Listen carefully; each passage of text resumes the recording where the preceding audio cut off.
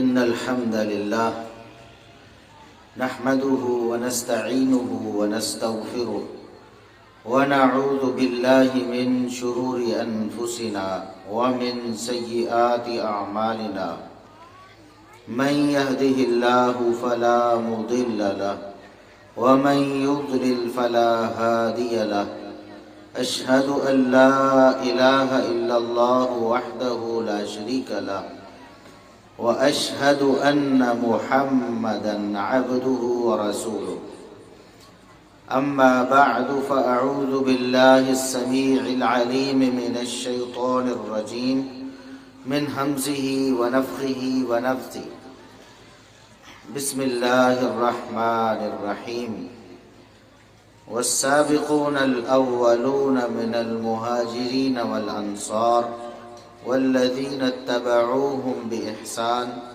رضي الله عنهم ورضوا عنه.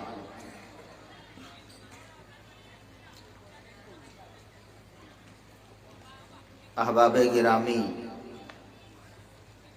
جماعت کے بزرگان دین، علماء اعظام اور میری باتیں سننے والے میرے سامعین، آپ علماء کرام کے خطابات متواتر سماعت فرما رہے ہیں۔ قرآن بھی آپ نے سنا ہے، رسول اللہ صلی اللہ علیہ وسلم کے فرامین بھی آپ نے سنے ہیں،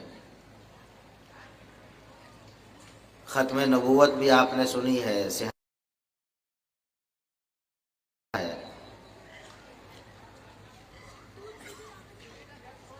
تو میرے ذمے جو موضوع لگایا گیا ہے، مجھ طالب علم کے ذمے، میں طالب علم ہوں، یہ ہمارے بھائی، ان کا حسن ظن ہے، انہوں نے جو کچھ سمجھا ہے اللہ مجھے ویسا ہی بنا دے۔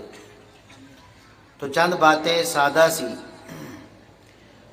کیونکہ نہ تو اس میں شاید کوئی زیادہ جوش و ولولہ ہوگا، نہ کوئی اشعار ہوں گے، بس سادہ سی چند باتیں آپ سے کرنی ہیں۔ اللہ رب العزت مجھے توفیق دے کہ میں آپ کو اپنی بات سمجھا پاؤں۔ صحابہ کرام رضوان اللہ علیہم اجمعین اس کائنات کے سب سے افضل اور اعلیٰ انسان ہیں انبیاء اور رسل کے بعد۔ نبوت اور رسالت کے بعد صحابیت جیسا کوئی مقام دنیا میں نہیں،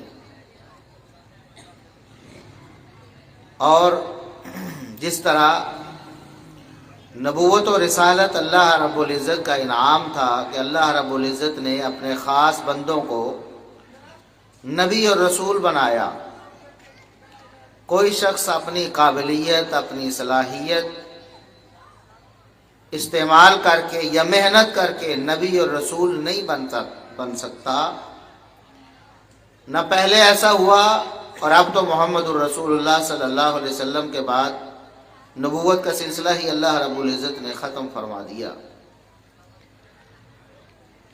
اسی طرح یہ جو شرف صحابیت ہے، یہ ایک ایسا شرف ہے کہ انسان کوشش اور محنت کر کے صحابی نہیں بن سکتا۔ آج آپ دیکھ لیں کتنی محنت کریں، نمازیں پڑھیں، روزے رکھیں، حج کریں، زکاتیں دیں، تفسیریں لکھیں، آپ ایک عالم بن سکتے ہیں، ایک فقیہ بن سکتے ہیں، ایک محدث بن سکتے ہیں، ایک مفسر بن سکتے ہیں، کچھ بھی بن سکتے ہیں، لیکن صحابی نہیں بن سکتے، کیونکہ اللہ رب العزت نے وہ خاص بندے منتخب فرمائے تھے اپنے رسول صلی اللہ علیہ وسلم کی صحبت کے لیے۔ ہم اس دور میں کیسے ہوتے؟ ہماری وہ اوقات ہی نہیں تھی، ہمارے اندر وہ چیز ہی نہیں تھی جو صحابہ کرام کے اندر تھی۔ ایسے ہی تھوڑا اللہ رب العزت نے فرمایا کہ اولئک الذین امتحن اللہ قلوبہم للتقوی، یہ صحابہ وہ لوگ ہیں جن کے دلوں کو اللہ نے منتخب فرما لیا ہے کہ یہ تقویٰ کے اہل ہیں. اور سیدنا عبداللہ ابن مسعود رضی اللہ عنہ وہ فرماتے ہیں، اور یہ ان کا یہ فرمان یہ رسول اللہ صلی اللہ علیہ وسلم کی تعلیم ہے، اسے علماء جانتے ہیں، اصول حدیث کی اصطلاح میں مرفوع حکمی کہتے ہیں کہ فرمان تو صحابی کا ہے، لیکن فرمان ایسا ہے کہ صحابی اپنی طرف سے کہہ ہی نہیں سکتا، کیونکہ اس کے پاس نہ وہ اس کا مجاز ہے، تو یقیناً یہ اللہ کے رسول صلی اللہ علیہ وسلم کی تعلیم سے بول رہا. تو عبداللہ ابن مسعود رضی اللہ عنہ فرماتے ہیں کہ اللہ رب العزت نے پوری کائنات کے انسانوں کے دلوں میں جھانکا، ان کو پرکھا. تو اس دور میں جب محمد الرسول اللہ صلی اللہ علیہ وسلم مبعوث ہونے والے تھے تو اللہ رب العزت نے ساری انسانیت کے دلوں میں سے سب سے مقدس اور پاکیزہ اور معتبر دل محمد الرسول اللہ صلی اللہ علیہ وسلم کا، تو اللہ رب العزت نے ان کو ختم نبوت اور رسالت کے لیے منتخب فرما دیا. آپ کو خاتم النبیین والمرسلین بنا دیا، کیونکہ اس کائنات میں کوئی انسان اتنا پاکیزہ اور معزز اور محترم اور معتبر دل والا تھا ہی نہیں. پھر جب آپ صلی اللہ علیہ وسلم کو اللہ رب العزت نے خاتم النبیین والمرسلین بنایا، عبداللہ ابن مسعود رضی اللہ عنہ فرماتے ہیں اللہ رب العزت نے تمام انسانوں کے دلوں کا پھر سے جائزہ لیا، نکھار دیا، ممتاز کر دیا ساری کائنات میں سے ان لوگوں کے دلوں کو جو محمد الرسول اللہ صلی اللہ علیہ وسلم کی صحبت کے لائق اور قابل تھے. اللہ نے پوری انسانیت میں سے جو لوگ زیادہ پاکیزہ اور معتبر دل والے تھے ان کو محمد الرسول اللہ صلی اللہ علیہ وسلم کی صحابیت سے سرفراز فرمایا. تو اس لیے صحابہ کرام کوئی عام شخصیات تو نہیں ہے نا، ہے تو انسان، لیکن عام انسانوں والی نہ شان ہے، نہ مقام ہے، نہ مرتبہ ہے. بہت اعلیٰ شان ہے، بہت اعلیٰ مقام ہے، بہت اعلیٰ مرتبہ ہے. کوئی انسان صحابہ کرام جیسا بننا تو دور کی بات ہے، شان مقام اور مرتبہ میں صحابہ کرام کے برابر ہونا تو دور کی بات ہے، ان کے کروڑ میں ارب میں حصے میں بھی مقابلہ نہیں کر سکتا. اللہ رب العزت نے ان کو وہ شان دی ہے، وہ مقام دیا ہے. اللہ رب العزت نے قرآن کریم میں جب ایمان کا ذکر فرمایا، مومنوں کا ذکر فرمایا، تو صحابہ کرام کے بارے میں فرمایا اولئک هم المؤمنون حقا، حقیقی مومن تو یہ ہیں. حقیقی مومن دیکھنا ہے تو میرے نبی کے صحابہ کو دیکھو. اللہ رب العزت نے اگر اپنا گروہ اور اپنا لشکر کسی کو قرار دیا، فرمایا اولئک حزب اللہ، یہ اللہ کا لشکر ہے، یہ اللہ کا گروہ ہے، یہ اللہ کے مشن کو تھامنے والے ہیں. اور اللہ رب العزت نے قرآن کریم میں جہاں بھی ان کا ذکر فرمایا ان کی شان، مقام اور مرتبے کو ذکر کرنے کی. تو صحابہ کرام رضوان اللہ علیہم اجمعین عام شخصیات نہیں ہیں کہ عام انسانوں کی طرح ان کے بارے میں بات کی جائے، عام انسانوں کی طرح ان پر تنقید کی جائے، عام انسانوں کی طرح ان پر اعتراض لگائے جائے، کیونکہ وہ عام انسان ہے ہی نہیں، وہ اللہ رب العزت کے خاص بندے ہیں. اسی لیے رسول اللہ صلی اللہ علیہ وسلم نے فرمایا خیرکم قرنی ثم الذین یلونہم ثم الذین یلونہم. فرمایا انبیاء اور رسول تو سب سے افضل اور اعلیٰ ہے نا، ان کے بعد سارے انسانوں میں سے میرے صحابہ سب سے بہتر اور افضل ہیں.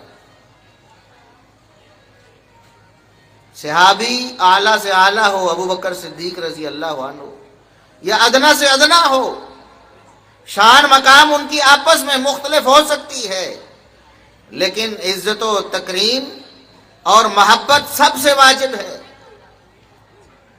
کیونکہ وہ اللہ رب العزت کے پسندیدہ افراد ہیں، وہ اللہ رب العزت کے سب سے بڑے ولی ہیں انبیاء اور رسول کے بعد۔ نبیوں اور رسولوں کے بعد صحابہ سے بڑا ولی کوئی دنیا میں نہیں، چاہے صحابی کا نام بھی ہمیں معلوم نہیں، اس کا تذکرہ بھی ہمیں، اس کے حالات بھی نہیں ملتے، بس اتنا پتا ہے کہ اس کو رسول اللہ صلی اللہ علیہ وسلم کا شرف زیارت نصیب ہوا ہے، ملاقات نصیب ہو گئی ہے، بس اس کی شان اور مقام کا کوئی مقابلہ نہیں کر سکتا، چاہے بعد میں کتنے ہی کارنامے کرنے والا ہو، کتنی ہی خدمات اسلام کے لیے بجا لانے والا ہو، چاہے کچھ بھی کر لے، نبی کریم صلی اللہ علیہ وسلم کی جو صحبت ہے، صحابیت ہے، وہ اتنا بڑا شرف ہے، اس کا کوئی مقابلہ نہیں۔ حتیٰ کہ رسول اللہ صلی اللہ علیہ وسلم نے فرمایا، میرے صحابہ کے بارے میں اپنی زبانوں کو لگام دے لینا، کبھی بھی ادنا سا کلمہ تنقیص جس سے اشارہ بھی ہوتا ہو، ان کی توہین یا تنقیص کا وہ اپنی زبان پہ نہیں لانا۔ اس ذات کی قسم جس کے ہاتھ میں میری جان ہے، یہ محمد الرسول اللہ صلی اللہ علیہ وسلم فرما رہے ہیں کہ بعد والے لوگوں میں سے کوئی احد پہاڑ کے برابر سونا خرچ کر دے، احد پہاڑ کے برابر، اس کی پیمائش تو انسان کر سکتا ہے لیکن اس کو تول نہیں سکتا۔ ابھی تک کوئی مشینری ایسی نہیں بنی، کوئی ترازو ایسا نہیں بنا جو احد پہاڑ کا وزن کر کے آپ کو بتائے کہ اتنا وزن ہے، کتنا لاکھوں ٹن ہوگا، اندازہ ہی نہیں۔ فرمایا اتنا سونا خرچ کر دو اور میرا صحابی ایک مٹھی کے برابر جو خرچ کر دے۔ فرمایا احد پہاڑ کے برابر سونا خرچ کر کے بھی تم صحابی کی ایک مٹھی بھر جو کا مقابلہ نہیں کر سکتے۔ ان کی شان اور مقام ہی الگ ہے، عمل کی اللہ کے ہاں قبولیت اور اس کے درجے کا انحصار ایمان پر ہے سب سے پہلے، اس کے بعد اخلاص نیت پر ہے۔ نہ صحابہ کے ایمان کا کوئی مقابلہ ہے، نہ ان کی نیت کے خلوص کا کوئی مقابلہ ہے۔ تو صحابہ کرام رضوان اللہ علیہم اجمعین یہ ایسی شخصیات ہیں کہ ان کی وجہ سے ہمارا ایمان اللہ کے ہاں معتبر بھی ہو سکتا ہے، اور ان سے اپنے دل میں بغض پال لینے کی وجہ سے اللہ کے ہاں ہمارا ایمان رد بھی ہو سکتا ہے۔ میں نے عرض کیا نا کہ صحابہ سے بڑا ولی کوئی نہیں ہے، اور رسول اللہ صلی اللہ علیہ وسلم نے فرمایا، اللہ فرماتا ہے صحیح بخاری میں، حدیث قدسی ہے، اللہ خود فرماتا ہے، من عادى لي وليا فقد آذنته بالحرب، جس بدبخت نے میرے کسی ایک ولی سے دشمنی رکھ لی، اپنے دل کو میلا کر لیا، سینے میں بغض پال لیا کسی ایک ولی سے، میں اللہ نے اس کے خلاف اعلان جنگ کر دیا ہے۔ آج کا ولی ہو، اللہ کا نیک بندہ ہو، اس سے دشمنی آپ کے لیے رکھنا جائز نہیں ہے۔ آج کے بعد کا کوئی ولی ہو، اس سے دشمنی رکھنا آپ کے لیے جائز نہیں ہے، اللہ اعلان جنگ کر دیتا ہے۔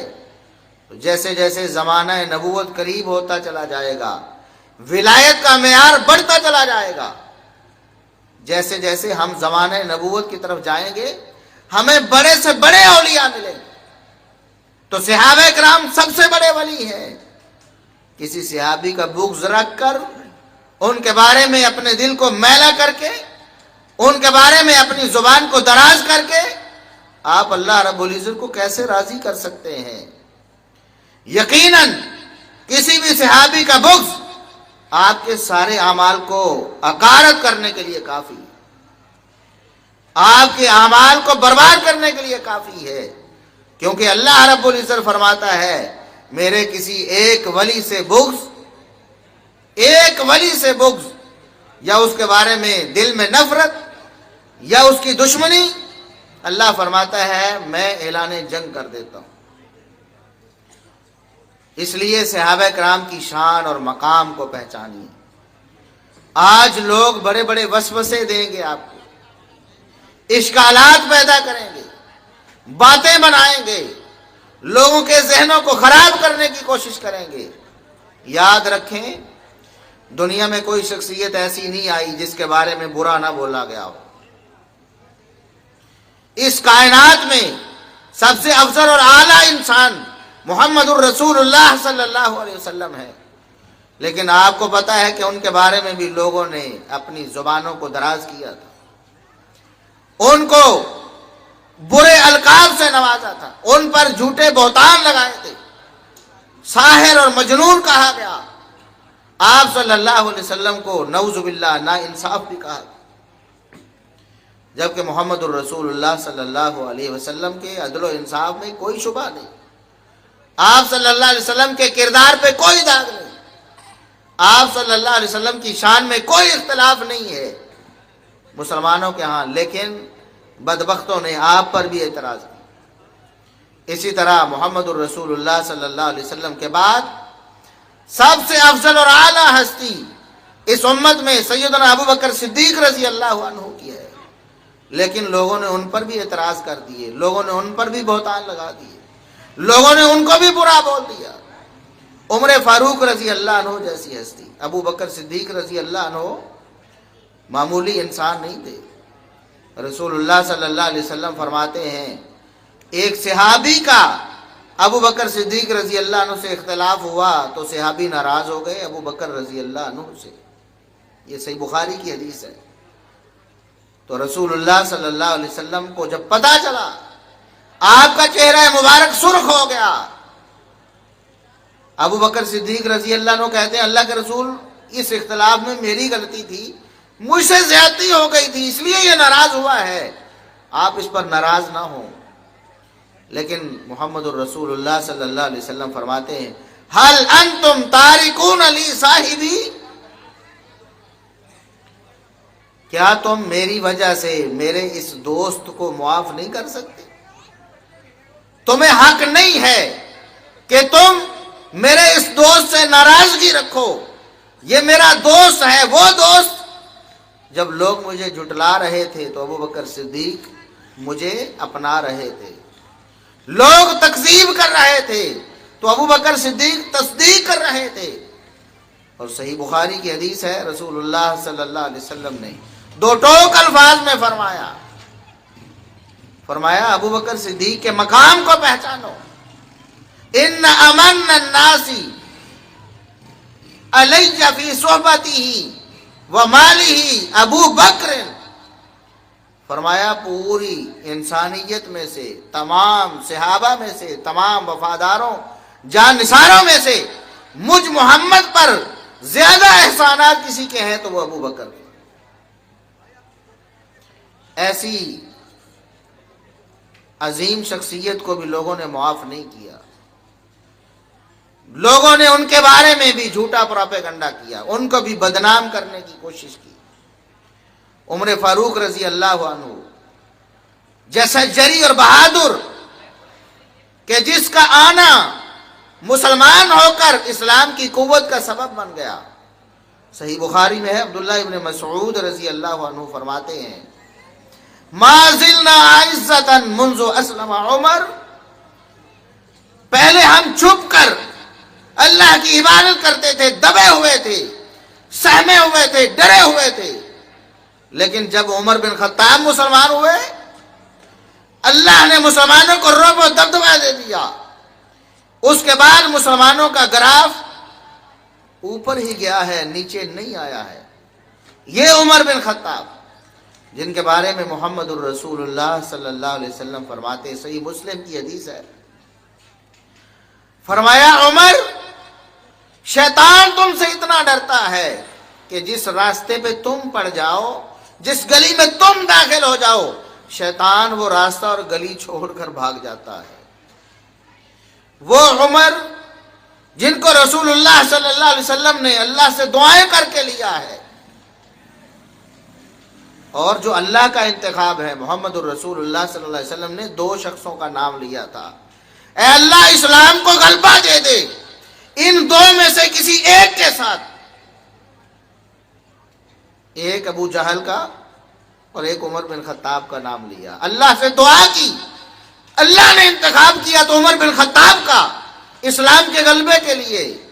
لوگوں نے عمر بن خطاب رضی اللہ عنہ کے خلاف بھی جھوٹا پروپیگنڈا کیا، بہتان لگائے، ان کی عزت کو داغدار کرنے کی کوشش کی، ان کے خلاف زبان درازیاں کی گئی۔ عثمان ابن عفان رضی اللہ عنہ ایسی بے مثال شخصیت، پوری کائنات میں کسی انسان کو یہ اعزاز حاصل نہیں کہ ایک نبی کی دو بیٹیاں یکے بعد دیگرے اس کے نکاح میں ہوں، دوہرا داماد کسی نبی کا کوئی انسان اگر دنیا میں ہے تو وہ عثمان بن عفان ہے رضی اللہ عنہ۔ وہ عثمان بن عفان کہ جب بھی ضرورت پڑتی ہے کروڑوں اربوں اللہ رب العزت کے راستے میں بہا دیتے ہیں، مال کی ضرورت پڑی تو مال دیا، اگر کنواں خرید کر دینے کی ضرورت پڑی تو کنواں خرید کر دیا، اگر جہاد فی سبیل اللہ میں اسلحے کی ضرورت پڑی، سواریوں کی ضرورت پڑی، پورے لشکر کو اسلحے سے اور سواریوں سے لیس کر دیا۔ یہ عثمان بن عفان رضی اللہ عنہ۔ اور شرم و حیا کا اتنا پیکر ہے، اللہ کے رسول صلی اللہ علیہ وسلم کے نزدیک اتنی قدر ہے عثمان بن عفان کی کہ صحیح مسلم کی حدیث ہے، ایک دن رسول اکرم صلی اللہ علیہ وسلم اپنے گھر میں تشریف فرما تھے، اپنے گھر میں آرام فرما رہے تھے، لیٹے ہوئے تھے، باہر دستک ہوتی ہے، پوچھا کون آیا ہے؟ بتایا گیا کہ ابو بکر آئے ہیں رضی اللہ عنہ۔ فرمایا آنے دو۔ آپ لیٹے ہوئے تھے، ٹانگ سے کپڑا ہٹا ہوا تھا، ٹانگ مبارک سے کپڑا ہٹا ہوا، اسی طرح بے تکلفی سے لیٹے رہے۔ ابو بکر آئے ہیں، بلاؤ۔ بیٹھے، بات چیت ہونے لگی، پھر دروازے پہ دستک ہوئی، پوچھا کون آیا ہے؟ بتایا گیا کہ عمر ابن خطاب آئے ہیں۔ رسول اللہ صلی اللہ علیہ وسلم نے فرمایا آنے دو۔ اسی طرح بے تکلفی سے لیٹے رہے، ٹانگ مبارک سے کپڑا ہٹا ہوا تھا، اسی طرح رہا، حالانکہ یہ دونوں آپ صلی اللہ علیہ وسلم کے سسر بھی ہیں، باپ کی جگہ پہ بھی ہیں، شان اور مقام ہے بہت زیادہ، لیکن رسول اللہ صلی اللہ علیہ وسلم کی ان سے بے تکلفی بھی ہے۔ لیٹے رہے، پھر دروازے پہ دستک ہوتی ہے، تیسری دفعہ بتانے والا بتاتا ہے کہ عثمان آئے ہیں۔ رسول اللہ صلی اللہ علیہ وسلم فرماتے ہیں رکو ذرا، روکو، ابھی عثمان کو اندر نہیں بلانا۔ آپ صلی اللہ علیہ وسلم اٹھ کے بیٹھے، اپنا کپڑا مبارک درست کیا، فرمایا اب عثمان کو بولو۔ پوچھا گیا اللہ کے رسول، ابو بکر و عمر سے بڑا تو مقام کسی کا نہیں ہے، وہ آئے تو آپ اسی طرح بے تکلفی سے لیٹے رہے، عثمان کے بارے میں یہ اہتمام آپ نے کیوں کیا ہے؟ کیا وجہ بنی؟ اس وقت رسول اللہ صلی اللہ علیہ وسلم نے فرمایا پوچھنے والوں، الا استحیی من رجل تستحیی منہ الملائکہ، اس شخص کا حیا میں کیوں نہ کروں جس کا حیا اللہ کے فرشتے کرتے ہیں، اللہ کے فرشتے آسمانوں میں عثمان کا حیا کرتے ہیں، لیکن ایسی عظیم المرتبت ہستی کو بھی معاف نہیں کیا گیا۔ لوگوں نے ان کے خلاف بھی جھوٹے پروپیگنڈے کیے، ان پر اقربا پروری کے جھوٹے الزام لگائے، ان کے دور خلافت کو بدنام کرنے کی کوشش کی، جھوٹی داستانیں گھڑ کر ان کی کردار کشی کی کوشش کی۔ اس لیے صحابہ کرام رضوان اللہ علیہم اجمعین، ان کے بارے میں کوئی پروپیگنڈا سن کر کہ شاید کوئی بات ہوگی تو کسی نے کی ہے، یہ بالکل غلط ہے۔ ان کے بارے میں کردار کی گواہی اللہ نے قرآن میں دے دی۔ اور پھر چوتھے نمبر پر سیدنا علی المرتضیٰ رضی اللہ عنہ، کتنے عظیم المرتبت ہیں کہ رسول اللہ صلی اللہ علیہ وسلم نے ایک موقع پر ان سے فرمایا، ان کی دلجوئی کے لیے غزوہ تبوک پر روانہ ہو رہے ہیں. مدینہ میں عورتیں ہیں، بچے ہیں یا پھر بوڑھے ہیں، ان کے پیچھے نگران سیدنا علی المرتضیٰ رضی اللہ عنہ کو مقرر کیا. فرمایا علی تم نے یہاں رہنا ہے مدینہ میں، پیچھے خیال کرنا ہے، ہم غزوہ کر کے آتے. سیدنا علی المرتضیٰ رضی اللہ عنہ پریشان ہو گئے، عرض کرنے لگے اللہ کے رسول تخلفنی فی النساء والصبیان، میں تو میدان میں جا کے لڑنا چاہتا ہوں، آپ مجھے بچوں میں اور عورتوں میں چھوڑ کے جا رہے. اس وقت رسول اللہ صلی اللہ علیہ وسلم نے ان کی دلجوئی کے لیے ارشاد فرمایا اما ترضى ان تكون مني بمنزلة هارون من موسیٰ، کہ علی آپ اس بات پہ راضی نہیں ہیں، اس بات پہ آپ کو خوش نہیں ہو جانا چاہیے کہ آپ سے میرا تعلق اسی طرح کا ہے جس طرح موسیٰ سے ہارون علیہ السلام کا تعلق تھا. ہارون علیہ السلام بھی بھائی تھے موسیٰ علیہ السلام کے، آپ بھی میرے چچا زاد بھائی ہیں. اور موسیٰ علیہ السلام بھی جب کوہ طور پہ گئے تو پیچھے ہارون علیہ السلام کو قوم کی رہنمائی کے لیے، نگرانی کے لیے چھوڑ کے گئے تھے. میں بھی ایسے چھوڑ کے جا رہا ہوں. الا انہ لیس نبی بعدی، کسی کے ذہن میں ختم نبوت کے حوالے سے اشکال نہ پیدا ہو جائے کہ موسیٰ کے بعد ہارون تو نبی تھے نا موسیٰ علیہ السلام کے ساتھ، تو شاید علی رضی اللہ عنہ بھی نبوت سے سرفراز ہوں. فرمایا میرے بعد نبی کوئی نہیں. یہ علی رضی اللہ عنہ جو اللہ رب العزت کے شیر ہیں، نڈر ہیں، بہادر ہیں، اسلام کے لیے کارہائے نمایاں سر انجام دیے ہیں، کچھ بدبخت لوگوں نے ان کو بھی معاف نہیں کیا، ان کے خلاف بھی اپنی زہر آلود زبان اور قلم کا استعمال کیا ہے. کہا نعوذ باللہ سیدنا عثمان رضی اللہ عنہ کو شہید انہوں نے کروایا تھا خلیفہ بننے کے لیے، نعوذ باللہ. ایسے بھی ظالم ہیں. کتنی عظیم المرتبت ہستیاں ہیں لیکن لوگوں نے معاف نہیں کیا. کچھ بدبخت ایسے تھے جنہوں نے ان کی کردار کشی کی کوشش کی. اسی طرح دیگر صحابہ ہیں، طلحہ و زبیر ہیں، سعد و سعید ہیں، عشرہ مبشرہ میں سے باقی جو ہیں، عبد الرحمن بن عوف ہیں، ابو عبیدہ بن الجراح ہیں، بدر والے، احد والے، بیت رضوان والے، فتح مکہ والے، جن کی شان اللہ رب العزت نے قرآن میں بیان کی. اذا جاء نصر اللہ والفتح ورأیت الناس يدخلون فی دین اللہ افواجا. اے نبی اس وقت کو یاد کریں جب اللہ کی طرف سے فتح آ جائے گی، اللہ کی مدد آ جائے گی، آپ کو فتح نصیب ہوگی.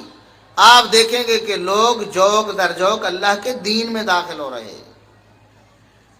تو فتح مکہ کے بعد یا اس موقع پر جو مسلمان ہوئے، اللہ نے ان کو دین میں داخل ہونے کی بشارت دی کہ یہ لوگ سچے اور کھڑے ہیں، ان کے دل میں نفاق نہیں ہو سکتا، کیونکہ منافق اللہ کے دین میں داخل نہیں ہوتا. لیکن ظالموں نے اللہ کی بشارت پانے والے ان صحابہ کو بھی معاف نہیں کیا جو فتح مکہ کے بعد یا اس موقع پر مسلمان. لوگوں نے ان کے بارے میں بھی باتیں بنائی، جنہوں نے اسلام کے لیے خدمات سر انجام دی، لوگوں نے ان کو بھی معاف نہیں کیا. ان میں سے ایک شخصیت سیدنا معاویہ بن ابی سفیان رضی اللہ عنہما کی. یہ وہ شخصیت ہیں جن کے سر ایسے کارنامے کا صحرا ہے، آپ حیران ہو جائیں گے کہ رسول اللہ صلی اللہ علیہ وسلم اپنی زندگی میں عشروں بعد ہونے والے واقعے کی خبر دے رہے ہیں اور بطور بشارت. فرمایا اول جیش من امتی یغزون البحر قد اوجبوا، میری امت کا وہ لشکر جو سب سے پہلے غزوہ بحر کرے گا، جنت انہوں نے اپنے نام الاٹ کروا لی ہے. اللہ نے جنت ان کے نام لکھ دی ہے. پہلا لشکر جو غزوہ بحر کرے گا. اور یہ سعادت سیدنا معاویہ رضی اللہ عنہ کے حصے میں آئی کہ اس اللہ رب العزت کی بشارت کے مستحق لشکر کے وہ سپہ سالار، عام سپاہی نہیں بلکہ سپہ سالار تھے. انہیں کی نگرانی میں، سربراہی میں، سپہ سالاری میں یہ غزوہ بحر کیا گیا، کتنی بڑی سعادت ہے۔ اور آپ جانتے ہیں غزوہ بحر کیا ہے؟ جب تک غزوہ بحر نہیں ہوا تھا مسلمان اور اسلام ایک بر اعظم میں قید تھا، ایک بر اعظم میں محدود تھا۔ اسلام بر اعظم کو چھوڑ کر آگے نہیں نکلا تھا، کیونکہ سمندر تھا، پانی تھا۔ اسلام کی سرحدیں ایک بر اعظم تک تھیں۔ پھر اللہ رب العزت نے اس عظیم ہستی کو یہ توفیق نصیب کی کہ رسول اللہ صلی اللہ علیہ وسلم کی اس بشارت کا مصداق بنا، سمندر پار کر کے دنیا کے دیگر خطوں میں اور دیگر بر اعظموں میں اسلام کے جھنڈے گاڑے ہیں۔ یہ ہے معاویہ بن ابی سفیان رضی اللہ عنہ۔ لوگوں نے ان کو بھی معاف نہیں کیا ہے، ان کے بارے میں بھی جھوٹ گھڑ گھڑ کر لوگوں کے ذہنوں کو خراب کرنے کی کوشش کی گئی ہے۔ یہ کوئی پہلی کوشش نہیں تھی، یہ کوشش انبیاء کے بارے میں بھی ہوئی، محمد الرسول اللہ صلی اللہ علیہ وسلم کے بارے میں بھی ہوئی، یہ ابو بکر و عمر و عثمان و علی رضی اللہ عنہم کے بارے میں بھی ہوئی، یہ دیگر کبار اور معزز اور معتبر صحابہ کرام کے بارے میں بھی ہوئی، اور یہی کوشش سیدنا معاویہ رضی اللہ عنہ کے بارے میں بھی۔ اس لیے ایسے جھوٹے پراپیگنڈوں پر آپ قطعاً کان نہ دھریں، جن کی بارے میں اللہ نے قرآن میں بتا دیا کہ ان کا کردار اجلا ہے، نکھرے ہوئے لوگ ہیں، یہ اللہ کے منتخب کرتا ہے۔ اللہ کے قرآن سے بڑی کوئی چیز، اللہ کے کلام سے بڑی کوئی گواہی نہیں، ہمیں کسی اور گواہی کی کوئی ضرورت نہیں۔ اگر کسی 12ویں 13ویں 14ویں 15ویں صدی کا کوئی شخص اٹھ کر کسی صحابی کے بارے میں زبان درازی کرتا ہے، ہم اس پر کان بھی دھرنے کے لیے تیار نہیں ہیں۔ کیوں؟ اللہ رب العزت نے ان کے بارے میں بشارتیں دی ہیں، اللہ نے ان کے دل کی صفائی بیان کر دی ہے، محمد الرسول اللہ صلی اللہ علیہ وسلم نے ان کو جنت کے سرٹیفکیٹ دے دیے ہیں۔ اس کے بعد ہمیں بعد والوں کی کسی بات کی کوئی ضرورت نہیں ہے۔ لوگ شبہ ڈالیں گے، وقت مختصر ہے، میں اپنی بات کو اختتام کی طرف لے کے جاتا ہوں۔ لوگ شبہ ڈالیں گے، کہیں گے کہ دیکھو منافق بھی تو تھے نا، منافق بھی تو تھے۔ یاد رکھیں عبداللہ بن ابی منافق تھا، ہم نے کبھی اس کو صحابی کہا نہیں۔ بتاؤ آج تک کسی مسلمان نے، کسی عالم نے، کسی محدث نے، کسی مفسر نے، کسی محقق نے، کسی مورخ نے عبداللہ بن ابی کو جو منافق تھا کبھی صحابی کہا نہیں، کیونکہ وہ شرف صحابیت سے مشرف ہوا ہی نہیں، وہ صحابیت کی تعریف پر پورا اترتا ہی نہیں۔ اگرچہ رسول اللہ صلی اللہ علیہ وسلم کے دور میں ہے، اگرچہ زبانی کلمہ پڑھنے والا ہے، اگرچہ مسلمانوں کی صفوں میں داخل ہونے والا ہے، لیکن وہ صحابی بن سکتا نہیں۔ کوئی منافق صحابی نہیں بن سکتا، اور کوئی صحابی منافق نہیں ہو سکتا۔ جن کو اللہ کہے کہ یہ حقیقی مومن ہے، ظالم کہتے ہیں نعوذ باللہ وہ منافق ہیں۔ ہم اللہ کی بات مانیں گے، ان ظالموں کی بات مانیں؟ یہ اللہ سے دشمنی کو مول لے رہے ہیں۔ ہم نے اللہ کی بات ماننی ہے، رسول اللہ صلی اللہ علیہ وسلم کی بشارتیں ماننی ہیں، اور بس اس کے علاوہ ہمیں کچھ نہیں چاہیے۔ باتیں بنانے والے بہت بناتے رہے ہیں، بناتے رہیں گے، جب تک ابلیس اور اس کی ذریت موجود ہے دنیا سے جھوٹ کا خاتمہ نہیں ہو سکتا۔ قیامت آ جائے گی، اللہ نے ڈھیل دے دی ہے کہ جاؤ جو کر سکتے ہو کر لو۔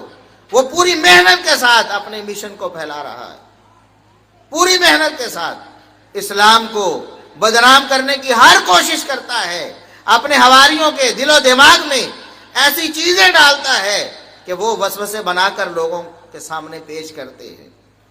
آپ نے اپنے آپ کو صحابہ کا محب بنا لینا ہے، کیونکہ اللہ رب العزت نے فرمایا اگر ایمان لانا ہے تو صحابہ کی طرح لاؤ، عمل کرنا ہے صحابہ کی طرح کرو، مثال بنانا ہے صحابہ کو بناؤ، اگر تم نے راستہ چننا ہے صحابہ کا چنو، اگر تم نے منہج اپنانا ہے صحابہ کا اپناؤ، کسی شاہراہ پہ چلنا ہے تو صحابہ کی شاہراہ پہ چلو۔ اللہ سے دعا ہے کہ اللہ رب العزت ہمیں صحابہ کرام کا قدردان بنائے۔ اللہ رب العزت جب تک ہم زندہ ہیں ہمیں صحابہ کرام، اہل بیت، نبی کریم صلی اللہ علیہ وسلم کے جتنے بھی جانثار وفادار ہیں ان کی محبت پہ زندہ رکھے۔ اللہ موت دے تو ہمیں صحابہ و اہل بیت کی محبت پہ شہادت کی موت دے۔ اللہ رب العزت ہمارا حشر کرے انہی معتبر ہستیوں کے ساتھ۔ اللہ جنت میں بھی ہمیں ان کے پڑوس میں جگہ دے۔ وآخر دعوانا الحمدللہ رب العالمین۔